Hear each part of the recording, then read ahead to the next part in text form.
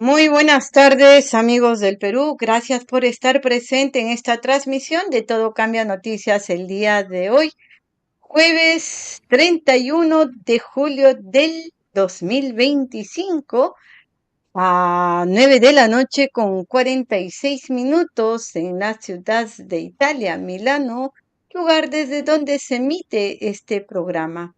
En el Perú, 2 de la tarde, 3 de la tarde con 45 minutos. 2 de la tarde, disculpen, 2 de la tarde con 46 minutos exactamente. Tenemos una diferencia de 7 horas.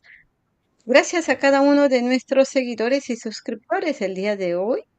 Para mí, como siempre, es grato tener a nuestros invitados y esta vez doble la alegría porque es un compatriota, nuestro peruano, obviamente, pero que es natural de Junín, de una de las, uno de los distritos de la provincia de Huancayo, un distrito bastante alejado de lo que es propiamente la provincia. Nos referimos a Pariahuanca.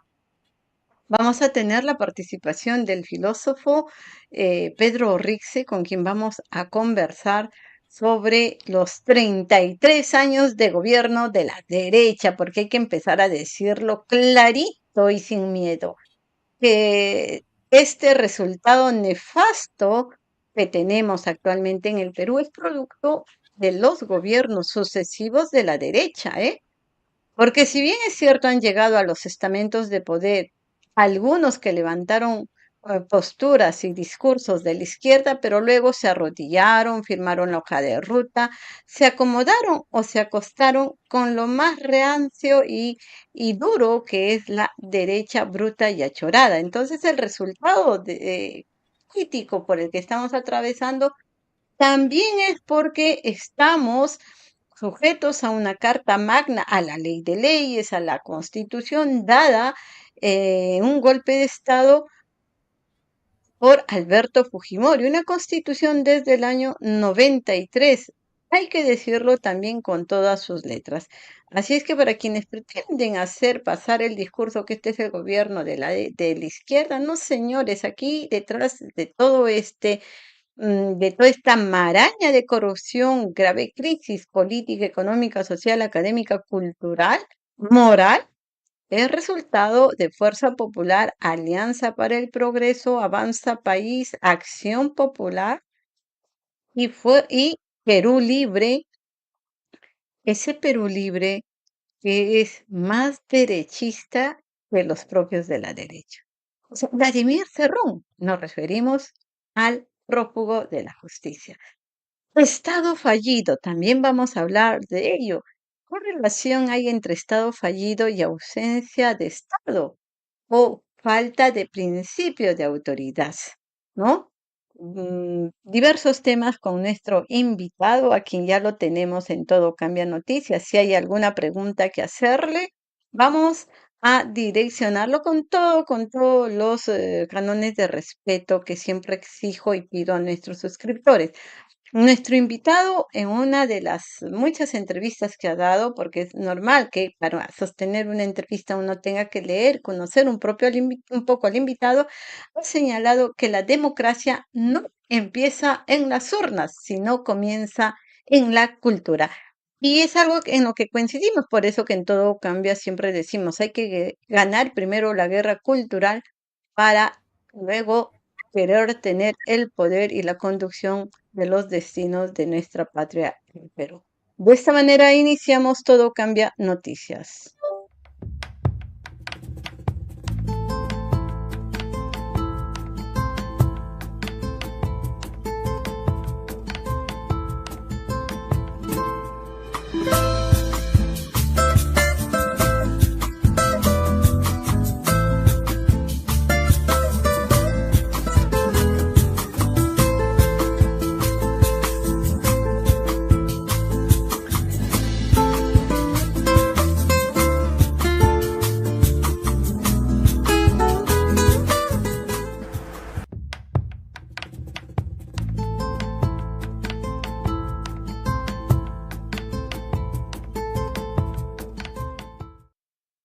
Bienvenido Pedro Rixe, ojalá que pueda prender su cámara. Se le fue. Estamos esperando. Esperemos que no haya ningún problema técnico, ¿eh? Nos hemos demorado porque había algunos previamente. Estamos en directo, como siempre, en Todo Cambia Noticia. Bienvenido Pedro Rixe, bienvenido compatriota del Perú, bienvenido Huancaíno, Huanca Gualarsmica, dicen, ¿no? Muchísimas gracias por estar Gracias. en Todo Cambia Noticias. Te saluda Manuela Bastida desde la ciudad de Milano, Italia. Un saludo especial, Manuela. Gracias por estos minutos y de verdad muy amable de tu parte y un saludo cálido a todos tus oyentes y a todas las personas que te siguen, a todos los peruanos en Italia y en el mundo, ¿no? Porque estamos presentes en todas partes de la tierra. Así es, Pedro. Decía que para mí es doblemente grato tener a un invitado como tú, no solamente porque eres huancaíno, sino porque tienes una vasta formación académica y es necesario convocar a ustedes que tienen mucha formación, mucho análisis, un enfoque bastante amplio de lo que está pasando en nuestra patria, el Perú. Vamos a conocer a nuestros seguidores, toda vez que es la primera vez que te tenemos en este espacio. ¿Quién es Pedro Rice y por qué digo yo que tienes una vasta formación académica y una aguda mirada política? No sé, digo que soy. Soy huancaíno, como lo dijiste varias veces, soy de Pariahuanca y en este momento vivo, radico en el Perú, entre Huay y Lima, entre idas y venidas, ¿no? Eso para ser un poco más sintético, ¿no? ¿Tienes formación académica en filosofía? ¿Has estudiado en algunos países? ¿Conoces la vida de los peruanos en el extranjero? Danos a conocer en qué países has estado. Sí, pasé en total 7 años en Italia, estuve en Roma, fui estudiante en la Pontificia Universidad Gregoriana de Roma. Y bueno, hice también cursos, intercambio de cursos en la Universidad de Sapienza, o Sapienza, como dicen en Italia. Conozco Milán, estuve en el Valle de Aosta, pasé también estudiando ciencias políticas en Francia, en total 4 años, y 3 años estudiando lingüística en Alemania, en Frankfurt am Main, la Universidad San Maximiliano. Y eso es un poco el recorrido de Europa y el resto de la formación, por supuesto, es en el Perú, ¿no? Así es, pero yo tengo que rescatar algo y porque creo que es necesario decirlo. Eres uno de los pocos que sigue estudiando y estudia y manejas, de acuerdo a la información que tengo, algunas lenguas llamadas muertas o no practicables seguramente mucho en la actualidad, como es el latín y el griego, ¿verdad? Sí, soy docente de griego y de latín. Justamente esa formación la llevé en Roma, pero también conozco, o sea, tengo como lengua madre el quechua, ¿no? Una de las variantes más antiguas, más arcaicas, que es el quechua huanca. Y en este momento en el Perú soy especialista del Ministerio de Educación justamente para las lenguas originarias y también traductor e intérprete del Poder Judicial justamente en quechua, ¿no? Esa es, y aparte de mi dedicación como docente universitario e investigador. Así es. Vamos a ir a lo que nos compete, que es analizar estos 33 años de gobierno de la derecha. Si tú tendrías que hacer uso de tu capacidad de síntesis de manera extrema en poco tiempo, máximo 3 minutos, resumir 33 años en 3 minutos es fuerte, pero ¿cómo tendrías que resumir estos 33 años de gobiernos de la derecha? Sumisión al capitalismo salvaje, ¿no? Creo que esa es la realidad.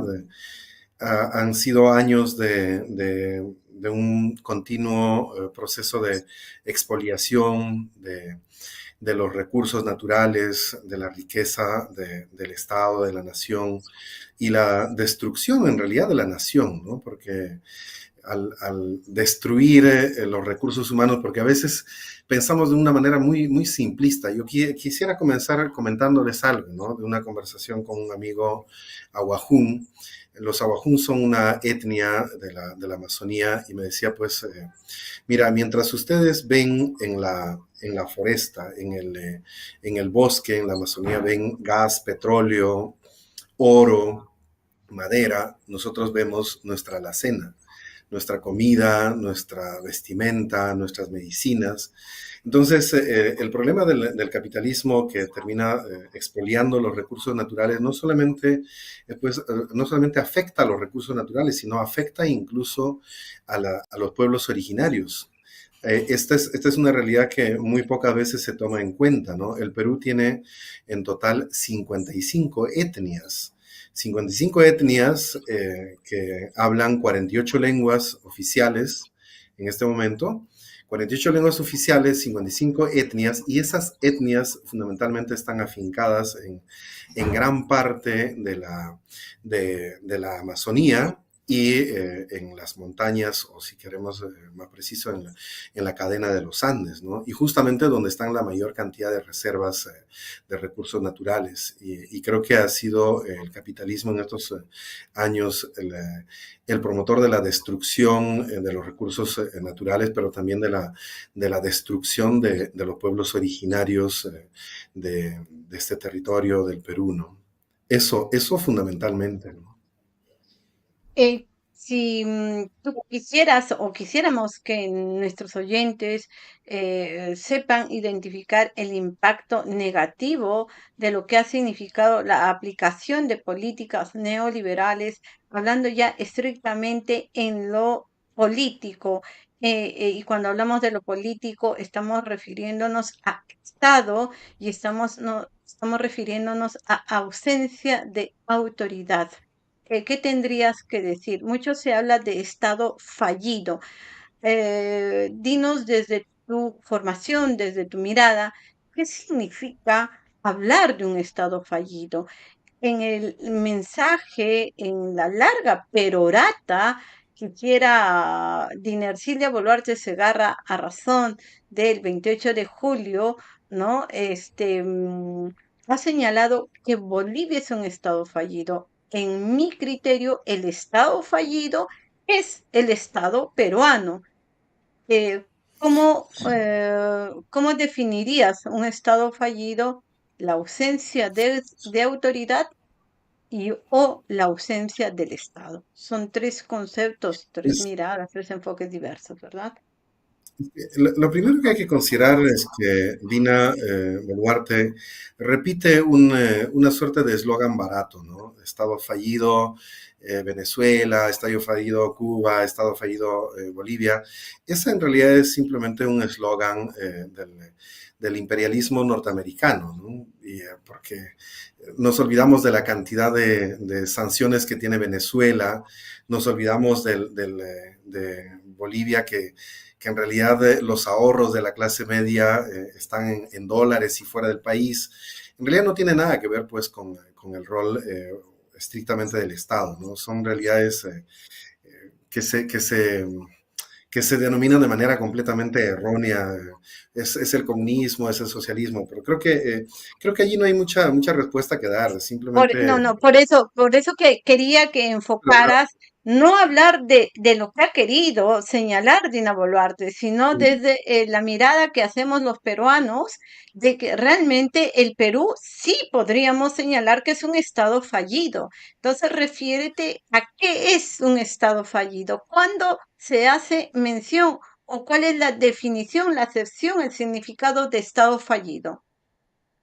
Mira, yo quiero un poco contextualizar porque es un poco simplista reducir la terminología a la terminología o a un par de terminologías. Mira, desde mi análisis, y creo que no es el único, en el caso del Perú es que en realidad el Estado como tal no existe. los grupos de poder económico, y lo dice también Angela Merkel, ¿no? El problema no solamente del Perú, incluso de gran parte de los países sudamericanos, es que los grupos de poder económico, y en el caso del Perú, los grupos de poder económico poseen en su conjunto superior al 70% de todos los bienes. Y si uno hace un análisis de los partidos políticos que han accedido al poder o a la administración del Estado, siempre estos grupos de poder económico financian a tres tipos de partidos, ¿no? Partidos políticos, primero, corruptos, porque los partidos políticos corruptos, por más que quisieran cambiar, están atados a su propia dinámica interna, ¿no? Entonces, si hay por ahí algún liderazgo corrupto que quiere enderezarse, inmediatamente sacan toda la lista de delitos que tienen y los tienen sometidos, ¿no? Y lo segundo es que financian a partidos políticos criminales, mafiosos, que no les importa ni les interesa perder ni siquiera la vida con tal de preservar sus intereses, ¿no? Y tercero, financian a partidos políticos mediocres. Esta es una realidad repetitiva, de manera tal que cuando cualquiera de estos tres tipos de partidos políticos llegan a ocupar poderes, ya sean locales, regionales o incluso nacionales, son inmediata y fácilmente capturados, ¿no? Y sometidos al capricho y a la protección de los intereses de estos grupos de poder económico. Entonces, en el caso del Perú, en realidad no estamos hablando de un Estado, y hace mucho que no existe un Estado, ¿no? Los políticos de turno, todo su empeño y su ejercicio está direccionado en la preservación de los intereses de este grupo reducido de monopolios, que en realidad ni siquiera creo que vale la pena hablar de capitalismo, porque en el Perú no hemos pisado el capitalismo, estamos en un estado mercantilista, ¿no? En el que los grupos de poder económico pues someten a todo nivel. Y justamente la última crisis con Pedro Castillo nos ha sacado pues en evidencia total, ¿no? Porque este grupo, este partido político no tenía ningún ligamen con los grupos de poder económico, y la mejor manera de vengarse fue de alguna manera, pues, reestructurar la función del Poder Judicial, del Congreso de la República, que finalmente hoy en día el que gobierna es el Congreso de la República, pero el Congreso no representa al país. En realidad son grupos... incluso hasta decir partidos políticos es demasiado, porque funcionan más bien como organizaciones criminales, ¿no? No funcionan como partidos políticos, tienen dueños y esos dueños pactan con los grupos de poder económico, o en su defecto son los mismos grupos de poder económico que son propietarios de determinados partidos políticos, ¿no? Entonces, creo que hablar de Estado hasta es ilusorio en el Perú. No tenemos Estado en el Perú. Lo que tenemos es un sistema oligopólico. El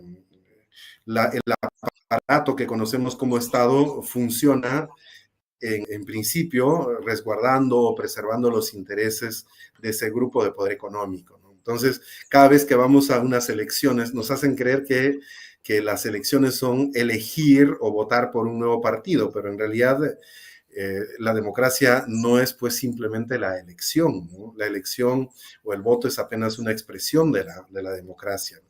Las condiciones de la democracia son mucho más exigentes, y en el caso del Perú pues es imposible incluso pensar la democracia, ¿no? Si tendríamos que enumerar algunas condiciones necesarias para hablar de democracia, para luego entrar, ¿qué es la democracia? Danos a conocer, tú que tienes tal formación y tienes una mirada, ¿qué deberíamos entender? Porque mucha gente, Pedro, muchos aún piensan que ir a sufragar, a elegir a determinados representantes por elección popular, eso es democracia, ¿no? Eso es Estado de Derecho. ¿Qué es en sí Es, democracia? es que, mira, para empezar, Manuel, has hecho una alusión súper precisa al año 1993. Es que, para empezar, esta constitución Incluso ni siquiera creo que es la Constitución del 93 porque ha sido modificado 92 artículos con este Congreso actual. Pero regresamos, esta Constitución no ha sido elaborada con el concurso, con la participación de todos los peruanos.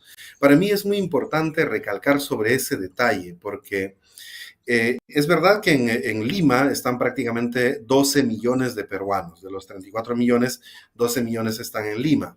Y podemos identificar ciudades como Huancayo, que es la cuarta ciudad, Arequipa, Trujillo. Podemos identificar las ciudades más pobladas.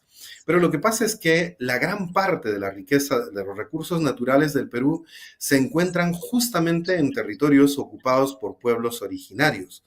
Y estos pueblos originarios no han tenido ningún voto, ninguna voz durante la elaboración de esta constitución. Entonces, esta constitución, la que rige actualmente, ya ha nacido discriminando, excluyendo completamente a gran parte de la población. 55 etnias que son prácticamente aquellos que residen, habitan la parte o las zonas más ricas del Estado peruano. Entonces, por ahí cuando comenzamos a pensar en una democracia ya empezamos completamente mal, ¿no? Y segundo, es que en el Perú, repito, son 48 lenguas. 48 lenguas. La primera pregunta que habría que hacerse es, tenemos la constitución en esas 48 lenguas, tenemos el cuerpo jurídico, legal, que considera los usos, costumbres y el desarrollo jurídico de cada uno de sus pueblos, no la tenemos. Entonces, segundo elemento que es lamentable, pero no podemos pensar en un Estado. De hecho, quizás lo mejor es pensar si pensamos en un Estado, pensarlo como en un Estado plurinacional, porque no somos iguales. Entre bromas y en serio, por ejemplo, el huancaíno no se considera igual que el cusqueño o el arequipeño, y hasta parece entre bromas, pero Arequipa parece otra nación. Nos reímos a veces, ¿no? De esta característica, pero hasta por el rostro nos podemos diferenciar. Entonces, el Perú es un país extremadamente rico que no ha nacido esta última constitución considerando esa diversidad. Ahora, el tercer elemento que es importante también tener en cuenta es que esa misma lógica de exclusión, de discriminación, ha llegado a niveles dramáticos, que tenemos poblaciones enteras que padecen anemia, que padecen analfabetismo, que padecen desnutrición, que padecen abandono del Estado. Y el Estado se recuerda que existen solamente cuando llega el periodo de elecciones, ¿no? Entonces, tenemos una población empobrecida culturalmente, empobrecida incluso físicamente, que no está en la capacidad de reflexionar, de analizar, de criticar, no está en la capacidad ni siquiera de escoger a quién los va a representar. Y lamentablemente, cuando la política o los partidos políticos, como decía, funcionan como organizaciones criminales, no existe una lógica democrática interna. Imagínate que en este momento, ahora en este momento que estamos conversando, existen 44 partidos políticos en el Perú. O sea, 44 partidos políticos, o somos extremadamente democráticos o obviamente no hemos entendido nada de la democracia. O sea, cualquier adino que pueda reunir la suficiente cantidad de dinero para rebuscar o juntar firmas, se cree en la capacidad de fundar un partido político. Y lamentablemente los partidos políticos no tienen ideología. Cuando decías hace un rato 33 años de derecha, yo creo que incluso habría que preguntarse si de verdad existe la derecha en el Perú, porque no existe la derecha. Lo que existe en el Perú es un grupo de poder económico, un grupo de oligopos que simplemente se han adueñado de las instituciones del Estado. Pero lo más triste, mira, que puede parecer una cosa de locos, estos grupos de poder económico, no sé, yo no quiero cogerme con ninguno con apellido y nombre, pero sus casas principales no están en el Perú. Su domicilio principal está en Madrid, en París, en Nueva York o incluso algunos en Londres, ¿no? y al Perú lo miran pues como su chacra, a sus ciudadanos lo miran como mano de obra barata. O sea, hemos llegado a ese nivel, ¿no? de discriminación que no se puede hablar de democracia, es complicadísimo, ¿no? O sea, la derecha fundamentalmente se caracteriza por preservar la etnicidad, ¿no? Primero debería ser un logo, ¿no? O sea, un eslogan debería ser, ¿no? Primero los peruanos, después los peruanos y al final los peruanos. Cerremos las fronteras. No, aquí lo que conocemos como derecha es completamente al revés. Pillemos, expoliemos, robemos todo lo que se puede a este país y bueno, nos protegemos en la capa esa, ¿no? De derecha. O sea, es una derecha completamente, si es que se puede decir derecha, es un grupo completamente apátrida, que no ama la tierra, que no ama a su población, que no considera a sus paisanos como compoblanos. Ese es el grupo de poder económico que denominamos como derecha. Y lamentablemente sucede lo mismo al otro lado, ¿no?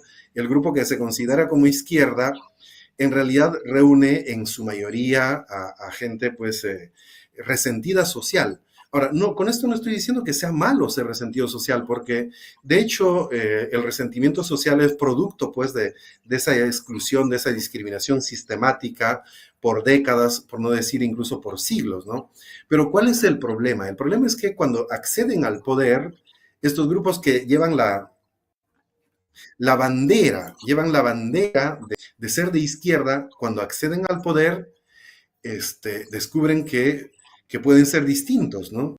Y entonces se olvidan y encuentran el espacio para, eh, para dejar de lado su resentimiento social y hasta a veces se convierten en mucho más macabros que los mismos de derecha, ¿no? Entonces se terminan acercando en la adquisición económica, en la capacidad económica a los grupos oligopólicos y terminan despreciando a de dónde vienen, ¿no?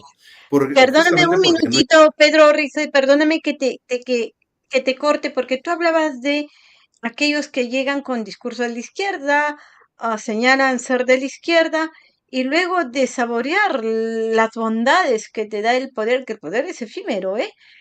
Fácilmente se ponen del otro lado. Danos a conocer y háblanos un poco cuán importante es manejar y saber algunas categorías.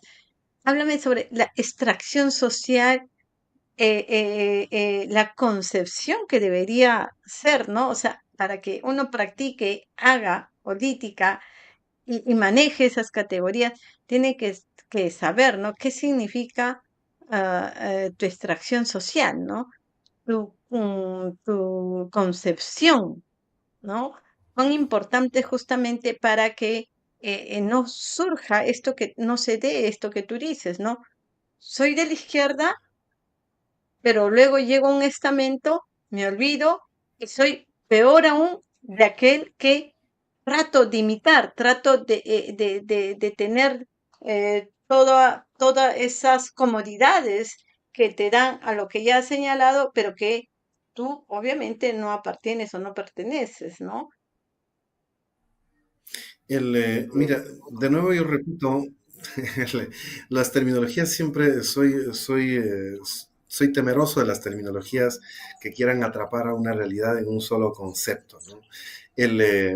Regreso de nuevo un poco a esta situación. Lo que pasa es que creo que no hemos llegado, o por lo menos en el caso del Perú, la reflexión crítica, el análisis de la realidad es sumamente pobre y allí es donde radica el primer problema, ¿no? Porque se ha reducido la concepción política simplemente a una oportunidad económica y no realmente a una propuesta de desarrollo social y menos a una propuesta de desarrollo integral a largo plazo.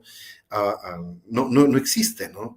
Y es creo que producto incluso del proceso de colonización, del proceso de desenraizamiento, de, que no viene pues ni siquiera de los 33 años, ¿no? Sino que viene desde la época de la colonia, ¿no? Entonces es mucho más largo la situación que vivimos. Necesitamos incluso, creo, redescubrir nuestra paz, porque hasta la denominación Perú es, cuando uno analiza, pues error, ¿no? Porque, ¿qué cosa es Perú?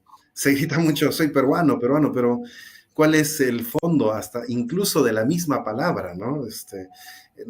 Nuestro origen es casi como una suerte del error de un español, ¿no? Que capturaron a un indígena, entre comillas, por el río Virú y gritaba Virú, Virú y bueno, Perú. Entonces, necesitamos, yo creo que reconstruir nuestra identidad y que es muy importante si es que uno quiere pensar en la democracia, ¿no? En la población generalizada, la política está identificada no con una propuesta ideológica principista, desarrollo de un Estado o de la construcción de una nación. Simplemente está identificada con una oportunidad laboral, con una oportunidad para dejar la pobreza o la miseria, eso, ¿no? Entonces, yo creo que en realidad lo que necesitamos es escuela política en el Perú.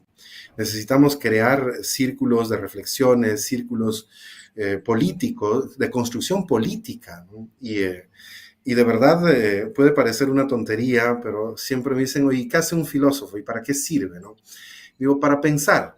Pero el problema es que no tenemos tiempo para pensar cuando el estómago está vacío, cuando hace frío, cuando no hay un techo. No tenemos oportunidad para pensar. No podemos pensar si estamos de la educación básica, regular, o de una educación profesional dedicada a la profesionalización, ¿no? Porque ese es el otro tremendo problema, ¿no? Tenemos que son profesionales de cartón, pero no profesionales de grado, de formación, no, sino de cartón. Y allí tienes el otro ejemplo lamentable, porque en el Perú tenemos 166 universidades, y 166 universidades y que no fabricamos, por último, ni una aguja, ¿no? Entonces, la situación del Perú es sumamente lamentable. Yo, a veces, cuando conversamos, llegamos a un límite de decir, oye, la verdad no sé si haya esperanza. Es una situación límite, o sea, hemos sido arrastrados a una situación extremadamente límite donde decir democracia es decir nada, ¿no? Y todavía para más el voto está sometido pues justamente a las personas abandonadas, a las personas desenraizadas. Cuando caminamos, he escuchado muchas veces, y con esto cierro, que puede parecer una tontería, ¿no? Pero una me dice, yo voto por Fujimori porque cuando no tenía dinero para mis hijos, para comprarles zapatos, vino y me regaló 3 pares de zapatos. Y eso no lo voy a olvidar nunca. O sea, ese es el nivel de voto al que está reducido la población. Por eso es tan normal que en las campañas, electorales, repartan tuppers, repartan polo, repartan comida, 1 kilo de arroz, 1 kilo de azúcar, porque nos han reducido a ese nivel, ¿no? O sea, ya no hay el espacio de reflexión, sino que estamos reducidos al nivel de la necesidad casi animalesca, ¿no? Qué fuerte lo que has señalado, pero es la realidad. Es, es cruda, es dura y de eso tenemos que salir. Y estos programas que hacemos en Todo Cambia Noticias tratan justamente de ello, de crear conciencia, de conocer la realidad a través de la expresión, la postura, el enfoque que nos dan nuestros invitados. Y bueno, es una forma de acercarnos a la realidad. Muchos no tenemos el acceso a una universidad, a escuelas políticas no existen, debates no existen, la protesta se sanciona, es penalizada en el Perú, hay mucho grito, pero poca propuesta, y es grito de indignación. Y es grito de dolor, de rabia, de impotencia, es cierto, y hay que respetar eso, pero hay que dar el siguiente paso. Tú le decías en una de tus entrevistas, y quiero que lo expliques a nuestros invitados, que la democracia no empieza en las urnas, comienza en la cultura. ¿Qué significa ello? Sí, es que, a ver, yo creo que hemos endiosado demasiado rápido sin reunir las condiciones para una democracia en el Perú. Con esto no estoy diciendo que estoy en contra de la democracia. Lo que pasa es que la democracia tiene condiciones básicas que exige antes de ser realidad, ¿no? Entonces, lo primero que siempre a mí me viene a la mente y recuerdo es el concepto de democracia cuando surge en Grecia, ¿no? Los hombres libres. Pero para ser un hombre libre, una de las condiciones, o sea, las condiciones básicas son pues tener identidad, nombre, tener educación, salud, autonomía económica. Justamente por eso es que los derechos fundamentales tienen como finalidad garantizar a que tengas una nacionalidad, que tengas una identidad, garantizar a que tengas un trabajo remunerado que te permita sostenerte sin caer a la miseria, ¿no? El, exige a que cuentes con un derecho a la salud que te garantice una salud.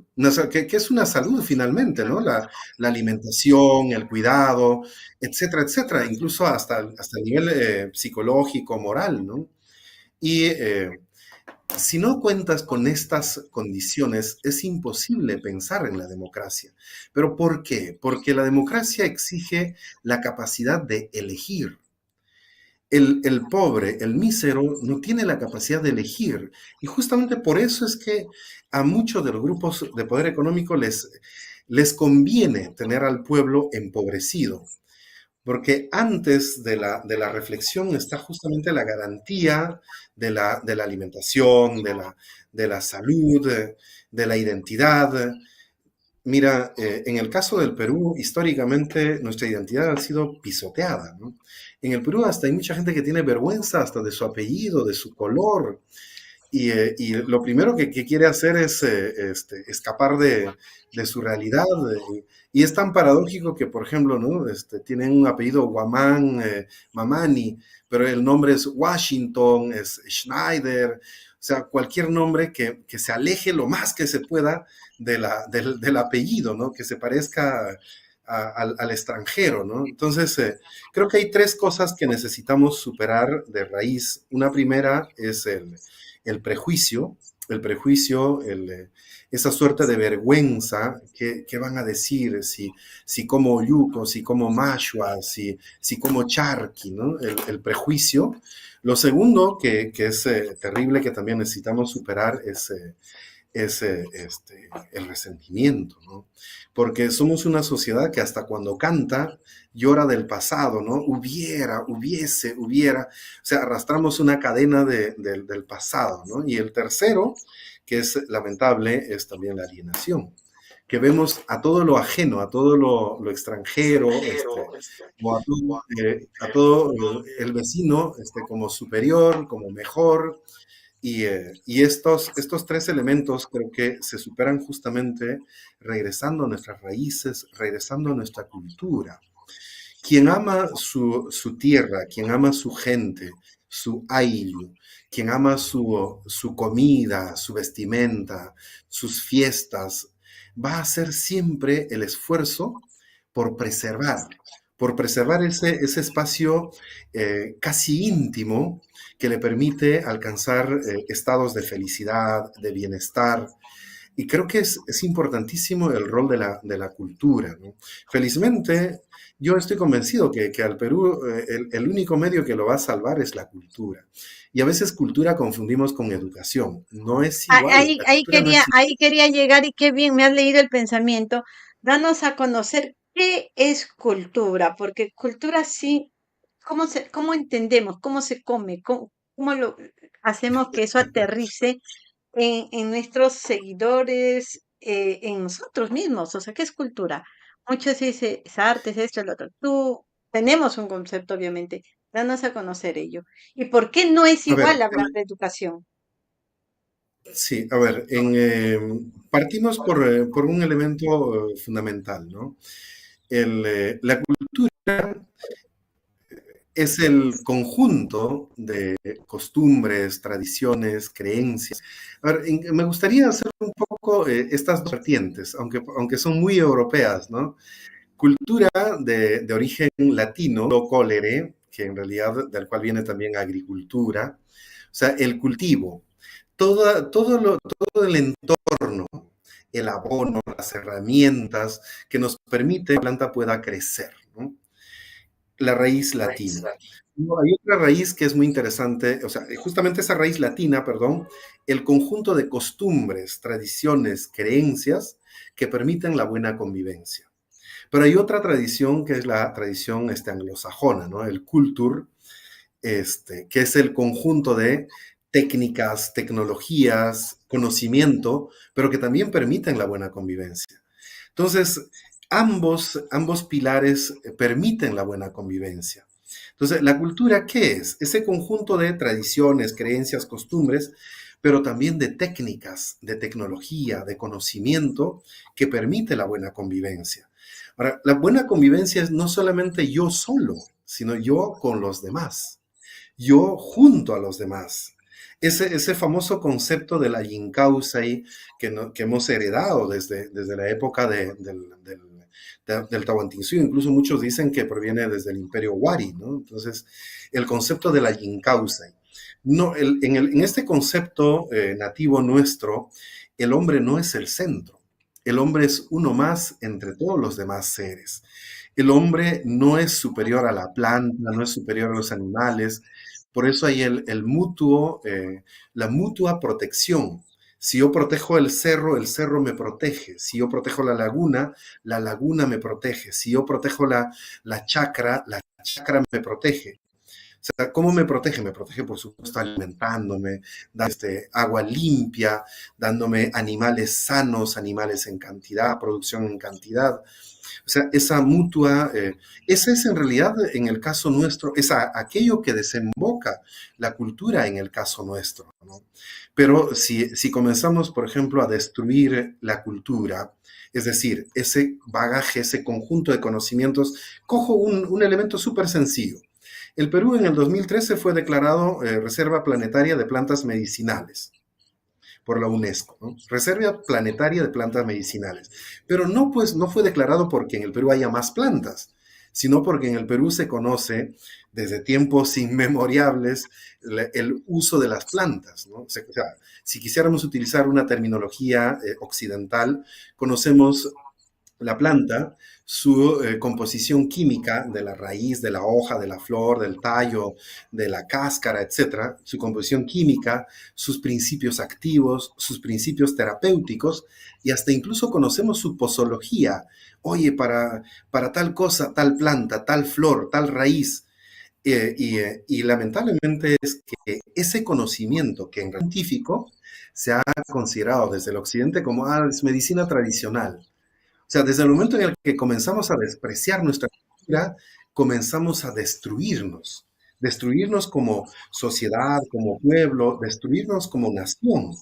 Ninguna nación se ha constituido, se ha fortalecido. Ninguna nación puede pensar en convertir su existencia en bienestar si empieza despreciando lo más íntimo suyo, que es la cultura.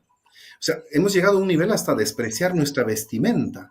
Cuando nos olvidamos que, por ejemplo, históricamente nosotros nos hemos vestido con una de las lanas más finas del mundo, la vicuña. ¿Quién se viste con vicuña? ¿Quién se viste con alpaca, con llama? Hasta hemos llegado a despreciar nuestra cultura. Oye, hueles a llama. Oye, ¿y dónde está lo malo en oler a llama?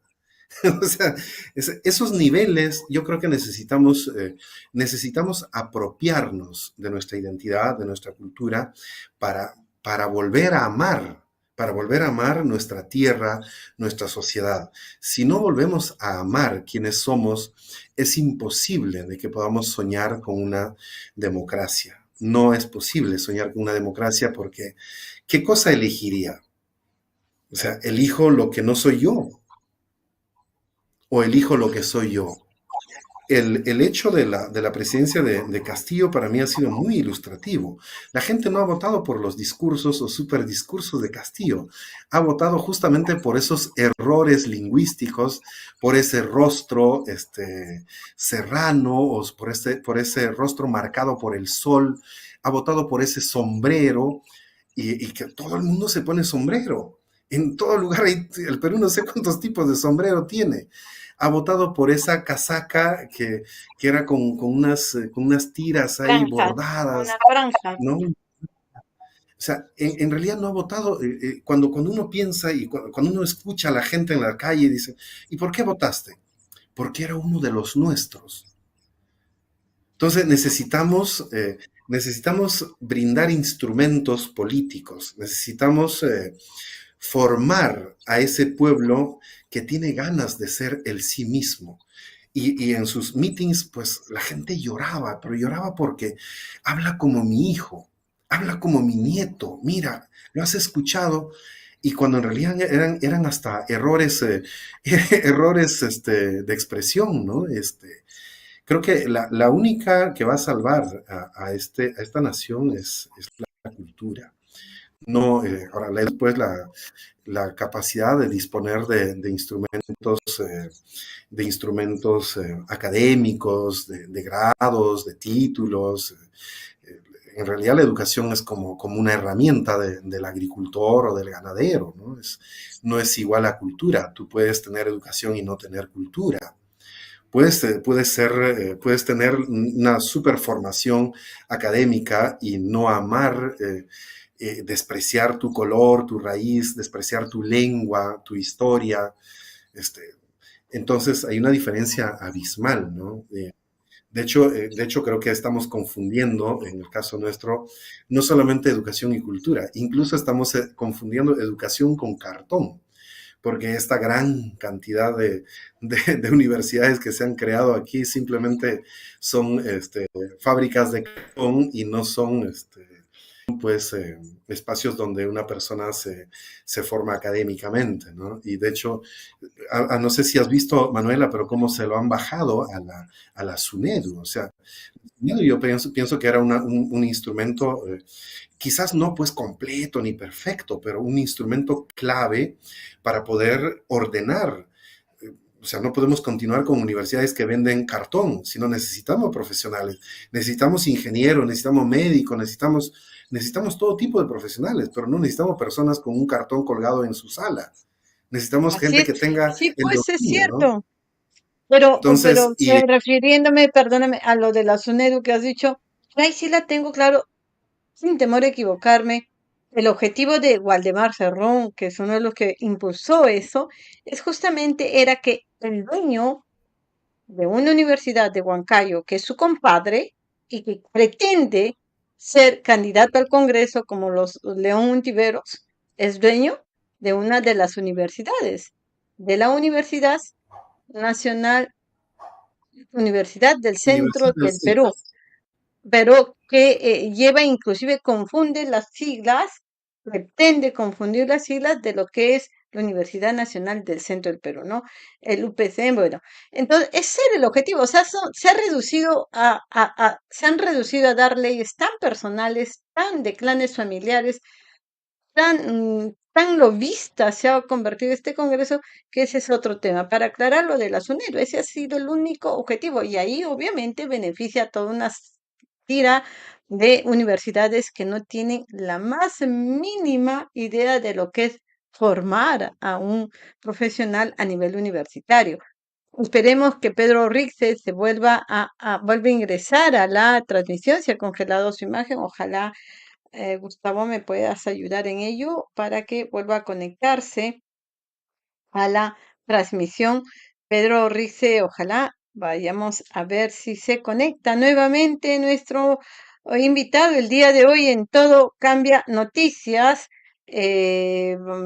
Tenemos ese contratiempo a nivel técnico. En tanto, gracias Blanquita Zulema por estar presente en esta transmisión. De igual manera, a Elena Atuk. Dice, buenas tardes, hermana Manuela, gracias por informarnos. Lluvia de bendiciones, nunca más fujirratas, libertad de nuestro presidente Pedro Castillo.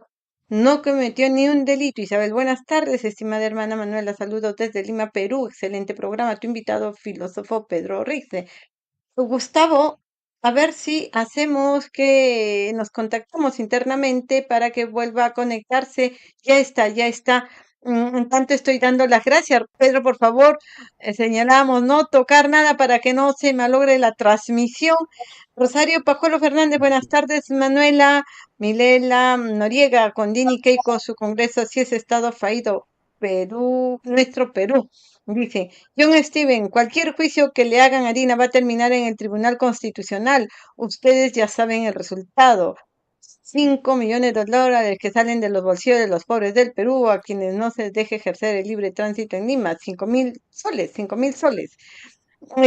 Perdón, dice, es cierto, Ámbar, de presidente no va a solucionar a mejorar los graves problemas que aqueja al Perú. Se tiene que cambiar este sistema corrupto. José Luis González, buenas tardes. Ruto Rivas, Jorge Ayala, dejen sus likes. Suscríbanse. Volvió Jorge Ayala. Jorge, en tus comentarios no los borramos, por favor.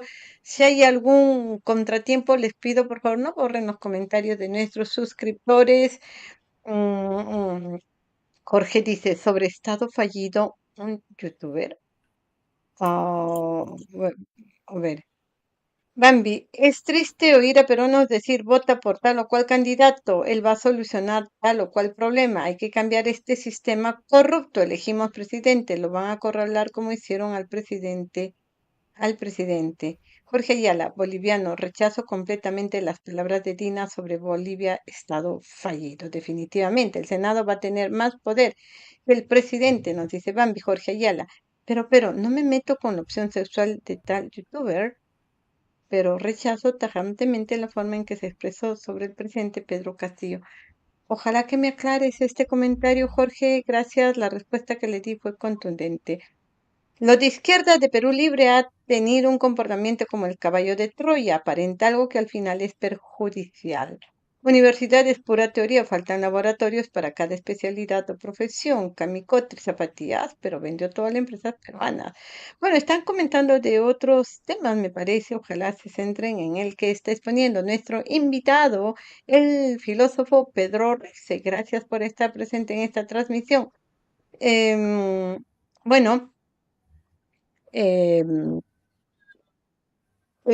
una de las cosas que señalabas, Pedro, es que es cierto, ¿no? Hablamos de cultura y hablamos de que todo esto está orientado a la buena convivencia, ¿no? ¿Cómo? Y ahí nos damos cuenta cómo es que este modelo económico neoliberal, este sistema imperante, que con la dación de la Constitución del 93, producto de un golpe de Estado, es que una de las cosas que se fortaleció es el individualismo, Pedro Ruiz, ¿no? Un individualismo a ultranza. Y eso es lo que pasa en el Perú. Entonces, analicemos cultura e individualismo. Es algo que no cohesiona en realidades como las nuestras más que nada. Es que en realidad la constitución no es nuestra, es una constitución ajena, porque si nos concentramos en criticar o analizar el individualismo, el, ¿por qué no es nuestra esa constitución? Porque dos o tres pilares claves históricos de nuestros pueblos originarios, uno de ellos es pues el Aini, hoy por ti, mañana por mí. El otro es el Minca o la Minca, que fue por supuesto pervertido durante el periodo español, ¿no? Pero el trabajo para el pueblo, para el Ayllu, ¿no? El trabajo dividido por responsabilidades para el Ayllu. El otro es el Uyay, la mutua ayuda. O sea, nadie debe morirse de hambre, nadie debe sufrir enfermedad abandonado, nadie debe ser excluido. Entonces, Creo que esos elementos, por ejemplo, claves de los pueblos originarios y que hacen parte de pilares del imperio, como se ha sostenido el imperio del Tahuantinsuyo, no han sido integrados en ningún momento con la llegada de la República a ninguna de las constituciones. O sea, no solamente es un problema de la Constitución del 93, sino que en ninguna de las constituciones ha sido incluida.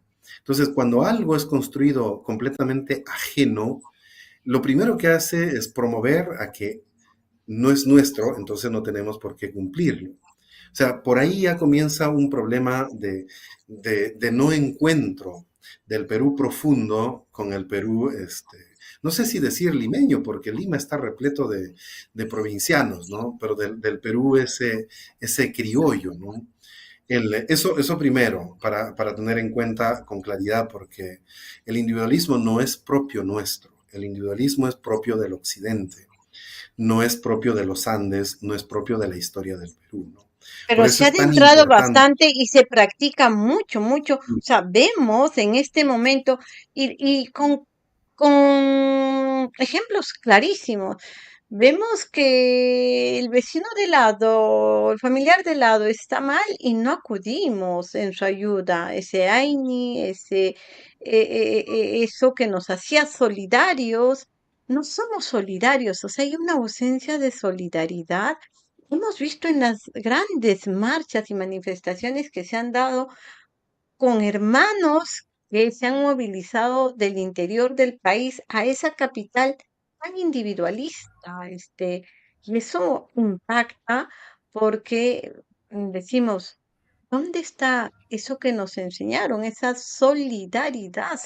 Y que ahora vemos Es, de que es que no eso está también se ha integrado roto. en el sistema, es que no está integrado en la educación.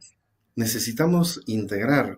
Yo creo que por eso es muy importante en el caso del Perú la educación intercultural bilingüe o trilingüe, tetralingüe, como sea, es sumamente importante porque necesitamos recuperar esos instrumentos culturales que nos van a permitir construirnos como nación. Yo creo que o sea, no todo está mal. Tenemos los instrumentos incluso históricos que podemos recuperar, reinsertar en nuestra formación básica, regular, en nuestra formación académica, podemos reinsertar incluso en el funcionamiento de nuestras instituciones. O sea, creo que hay opciones culturales para poder salir de este atolladero. El Occidente para el Perú o para gran parte del mundo no ha sido bueno el Occidente. O sea, a mí siempre me gusta repetir esto, ¿no? Aunque esté hablando a Europa, a los que viven en Europa en este momento, de Europa viene lo peor. De Europa viene el colonialismo, el racismo, la esclavitud. De Europa viene el nazismo, el fascismo. Desde Europa viene la Primera Guerra Mundial, la Segunda Guerra Mundial y lo que está pasando actualmente en Israel. O sea, el sionismo está completamente enraizado entre Europa y Estados Unidos, Canadá, ¿no? Entonces, lo peor viene de por allá. Yo creo que si queremos recuperarnos como nación, como Estado, no necesitamos ver afuera, necesitamos ver adentro. Necesitamos ver adentro si en este territorio ha florecido un imperio, una broma, un imperio no florece así por así en cualquier sitio ni como sea, ¿no? Entonces necesitamos ver hacia adentro, necesitamos ver hacia nuestra cultura. El individualismo no es propio nuestro. Lamentablemente se ha retirado de la educación básica. Necesitamos devolver el Aini, la Minca, el Uyay. Necesitamos devolver a nuestra educación básica porque hasta ahora, si sobreviven esos pueblos a pesar de la ausencia del Estado, es justamente porque todavía sobreviven estos pilares culturales que no necesitan ni siquiera del dinero. O sea, no necesitan del dinero. A mí me impresiona cuando uno llega a los pueblitos alejados. Oye, ¿cómo hacen para vivir? Aquí no hay dinero. Intercambio de carne por papa, por fruta, o sea, una cosa espectacular en el que ahora, y comienzas a Lo que se entenderlo, llamaba el trueque, ¿no? El trueque. claro, claro, y dices de razón que este pueblo, este país no funciona por el Estado, funciona uno por la informalidad. ¿ya?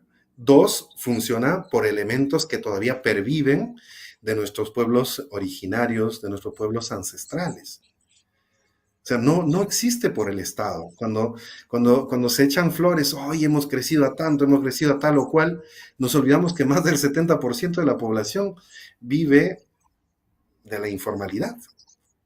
O sea, no vive por una propuesta estructural, sistemática del Estado, ¿no? Entonces, yo creo que sí hay esperanza y la esperanza está en realidad en regresar a ver nuestra cultura, qué instrumentos tenemos, qué instrumentos funcionan el- y, el, eh, y la constitución pues se tiene que reescribir. Esa constitución no sirve, no es nuestra esa constitución, no es. Y justamente porque no es nuestra, la violan sin ningún problema, ¿no? El sistema jurídico, puede ser genial el sistema jurídico anglosajón, romano, la tradición europea, por supuesto. No, yo no digo que sea malo. Lo que pasa es que aquí también hubieron pueblos y tal, hemos llegado a tal nivel de que la gente confía más en un juez de paz de una comunidad campesina, en un juez de paz que tiene cuarto grado de primaria o apenas sabe escribir y leer, que en un abogado, un magistrado que ha tenido 10, 11, 12 años de formación jurídica. ¿Por qué? Porque sus Porque, sanciones son más morales, ¿ah? Las sanciones que dan son exacto, morales. es que están ligados primero a la elección del pueblo. Los elige el pueblo. Segundo, esa elección del pueblo está realizada no por una propuesta de campaña, yo quiero ser juez o lo que fuera, no, sino porque hay una garantía de que esta persona es proba. Y tercero, porque su finalidad es resolver el problema. Y mientras que en el sistema jurídico occidentalizado, pues hasta incluso da miedo acercarse a un abogado, ¿no? Porque en lugar de resolver, o sea, termina, como dicen, termina ensartando. Termina problematizando hasta el extremo que habría sido mejor no acudir nunca. Y eso, por ejemplo, es otra razón por qué ha perdido completamente el prestigio del sistema jurídico. Nadie confía en el sistema jurídico. Pero a veces pensamos, porque son corruptos, pero no confían solamente porque son corruptos, sino no confían porque no funciona de acorde con el proceso cultural que hemos heredado desde, desde antaño, ¿no? Entonces, creo que el camino es la mirada hacia nuestra cultura, hacia nuestras raíces, hacia nuestra historia y la reconstrucción a partir de allí. Nosotros no somos occidentales. O sea, cuando dicen el occidente, occidente es Europa y Estados Unidos y Canadá seguramente, pero Sudamérica no es el occidente. Así que, entre paréntesis, esos sionistas no están en América Latina, están en Europa y en Estados Unidos y Canadá, y puedo decirlo sonriendo, pero desde aquí vemos con suma preocupación y tristeza el genocidio que está En Gaza. sucediendo en Gaza. De Y verdad, nuestra solidaridad con todos los hermanos que están perdiendo la vida, y ¿no? es frustrante porque justamente las mismas naciones que han incubado el fascismo y el nazismo son las mismas que ahora están sosteniendo esa masacre y en pleno 2025 con todos los instrumentos, ahí tienes el ejemplo concreto, los instrumentos legales, ¿para qué sirve la ONU? ¿Para qué sirve la Comunidad Europea? ¿Para qué sirve el Tribunal Penal Internacional de la Haya? ¿Para qué sirve? O sea, no sirven para nada si es que con todos esos instrumentos se comete genocidio. Ahí Así tienes el es. ejemplo de que no sirve. Pedro, Necesitamos ya ver para, hacia ya adentro. para culminar, así es, definitivamente, ojalá que en algún momento conversemos a nivel de temas internacionales, que también es necesario conocerlos, abordarlos y escuchar la voz de diversos analistas, ¿no? Porque el Perú no es un páramo silvestre, siempre lo digo, es parte de este mundo que nos guste o no, pues estamos, ya no hay fronteras, ¿no? Yo siempre digo, al menos los migrantes lo vemos así. ¿no? No hay fronteras y obviamente debemos empezar a tratar como estos problemas como que afectan a todos y es necesario también abordarlos. Pedro, ¿estás en línea? Se fue, me parece. Hola, Pedro. Ojalá que no, o que retorne. Pedro, quería hacerte una última pregunta. Con ese enfoque de lo cultural, del retorno a lo nuestro, del dirigir o redireccionar nuestra mirada hacia lo nuestro, y si esas culturas milenarias, pero que tan rica en enseñanzas, en todo orden de cosas nos ha dejado, ¿no? Es que hablando del 2025, ¿cómo analizas qué enfoque te merece, qué mirada tienes sobre lo que está pasando, esa protesta que se hace sentir, que no lo transmitan los medios de señal abierta es otra cosa, pero esa protesta dirigida por hermanos del interior del Perú, los hermanos que vienen con mayor incidencia del sur, ¿no? ¿Cómo analizamos la participación activa de esa población, de esos hermanos que, ojo, no vienen reclamando carreteras, no vienen reclamando elecciones, no vienen reclamando agua, pan, trabajo, no. Dicen nosotros estamos presentes acá y queremos que se nos incluya. Queremos ser parte de. ¿Cómo analizamos la participación de nuestros hermanos? Obviamente, ahí también está la otra bandera en el sentido de que han visto morir a manos de las balas del Estado, de este régimen, a sus seres queridos, sus hijos, sus maridos, su esposo, su padre, ¿no? Entonces, ¿qué análisis te merece yo, Pedro Rex? Yo creo que hay que comenzar diciendo las cosas por su nombre. Mira, en realidad este régimen es un régimen peón, o sea, no un régimen. Dina Boluarte y sus secuaces no son quienes dirigen al Estado. El Estado está secuestrado por un grupo de poder económico, oligopólico, a quienes responde este grupo entre comillas, políticos, ¿no? Entre comillas, presidenta, lo que quieran, como quieran llamarlos. En realidad, en, de Dina Boluarte se van a deshacer, así como se deshicieron de Toledo, como se deshicieron de Humala, se van a deshacer, ¿no? Así que esta señora está viviendo en un limbo. En este momento está siendo un peón útil, y dentro de poco, yo no pasa de 10 años. Si en 10 años no ha fallecido o no se ha fugado a un país donde el Perú no tenga acuerdo de extradición, simplemente estará en la cárcel, así de sencillo. Pero no resolverá el encarcelamiento de Dina Boluarte, y aunque fueran todos sus ministros a la cárcel, no va a resolver este problema.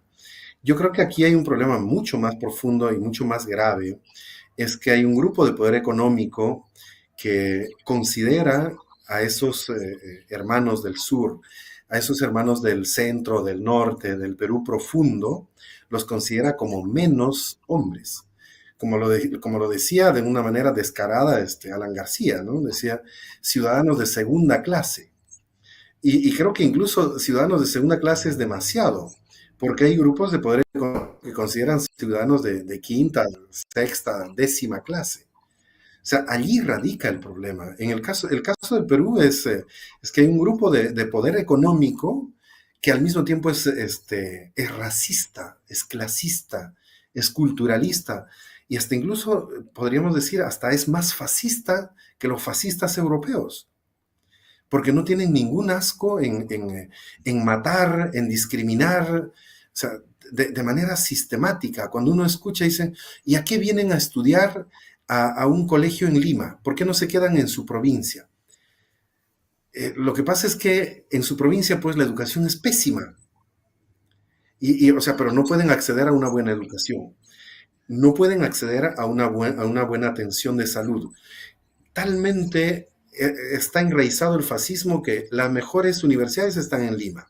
Los mejores hospitales están en Lima. Los mejores laboratorios, los mejores centros educativos están en Lima. O sea, hasta ese nivel hemos llegado, ¿no? Entonces, creo que no es solamente un problema de este régimen. O se desmonta ese oligopolio y se tiene que desmontar si quiere alcanzar el bienestar, se tiene que ir a vivir a sus casas principales, como ya dije, donde se encuentra, o se tienen que bajarse de ese pedestal racista, fascista y mezclarse con el pueblo. Allí ese es el problema mucho más grave, ¿no? Y mientras contamos con una constitución hecha y diseñada para proteger los intereses de esos grupos de poder económico, que incluso hoy en día sabemos que son alrededor de 100,000 familias, no vamos a salir. O sea, terminará el periodo de Dina Boluarte, pero ¿quién vendrá después? Si es otro servil al sistema, será tan igual o peor. Entonces, necesitamos desarmar. O sea, cuando dicen, oye, pero en el Perú no hay monopolio, pero hay oligopolio. Y hay un oligopolio en manos de fascistas. O sea, bueno fuera que ese oligopolio estuviese en manos de peruanos, patriotas, de peruanos que luchan, que se comprometen con el bienestar y el desarrollo de la nación. No, son unos apátridas que tienen 4 o 6 pasaportes con distintas nacionalidades y eso lo vemos todo el tiempo, ¿no? Domiciliados en otros países y que se jactan de estudiar en otras universidades, en las mejores del mundo, porque el bolsillo se los permite, y miran de arriba hacia abajo a la población. Entonces necesitamos desarmar ese sistema para que podamos repensar el bienestar de la nación. No se va a cambiar únicamente con cambiar a un candidato por otro candidato. Es que el sistema está mal diseñado o está diseñado o talmente bien diseñado en función de los intereses de un grupo reducido. O sea, necesitamos romper con ese sistema. O sea, esa es un poco la mirada, esa es un poco lo que se está de alguna manera cocinando en muchos círculos al interior del Perú, ¿no? Y lamentablemente esta idea de desmontar todo ese sistema nefasto es denominado como terrorista, comunista, que al final no es ni siquiera se asoma, se asemeja, ¿no? Porque su finalidad de todos estos grupos de hermanos del interior del país no es el terror contra alguien o contra algunos, sino es el reclamo por una construcción inclusiva, por una construcción para todos del Estado, ¿no? Entonces, eso, ¿no? Yo creo que no hay que pensar que va a cambiar con el sistema actual que disponemos. Necesitamos cambiar la estructura misma del Estado, ¿no? Muy claro en tu análisis. Muchísimas gracias, Pedro Rixe. Tus aportes son valiosos como el de todos nuestros invitados. Yo creo de que los únicos que ganan de este tipo de análisis son nuestros suscriptores, seguidores y todos los que tienen a bien escuchar este tipo de análisis. Y en ese camino estamos nosotros, todo cambia. Aquí tratamos con todos los inconvenientes que a diario se dan en todo ámbito de cosas, es que tratamos de convocar a diversos analistas que justamente potencialicen o hagan su análisis enfocando la importancia de incluir a todos los sectores, la importancia de trabajar una nueva constitución, la importancia de acabar con este sistema, la importancia de trabajar y saber qué es cultura, qué es educación, diferencias, qué es democracia, factores y todo lo que implica realidad nacional. Muchísimas gracias, Pedro Rice, tus palabras de despedida a nuestros seguidores de Todo Cambia Noticias. Siempre será grato volver a tenerte en este espacio. Gracias, Manuela. Gracias. Y un saludo a todos tus seguidores, un saludo a todos los peruanos en Italia, a todos los peruanos en el mundo. Un abrazo a cada uno, creo que no hay que perder la esperanza. Es posible soñar y construir una historia distinta, una historia que incluya a todos y, por supuesto, necesita el concurso y el compromiso de todos. Un abrazo, gracias. Muchísimas gracias. Así es, vamos a dar pase a la otra imagen. Así es necesario